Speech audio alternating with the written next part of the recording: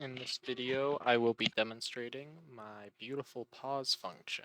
So I can play the game, whoop whoop. If I press P, the game pauses, and you can see my mouse is over here. I press P on the keyboard again, no mouse movement.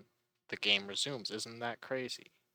Now if I replay the game, I press P, and now I press the resume button. The game still resumes. Even more wonderful. Craziest trick of all, I press P, I press quit, game quits out. How crazy is that? So the way I did this was by creating a new widget blueprint. I actually followed, there's an official Unreal Engine documentation. I can pull it in here for a second that just walks you through how to make a pause menu.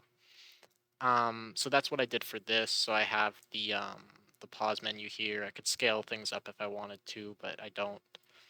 Um, and I just with the quit button, I quit the game. With the resume button, I I set the game to not be paused anymore. I remove the widget from its parent. I show the mouse cursor, and I set input to game only. And then in the player, this is where most of the magic happens.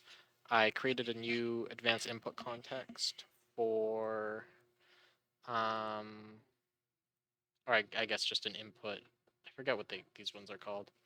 Input action. I created a new one called pause, and I checked off trigger when paused. But the secret is there's a little more to it than that.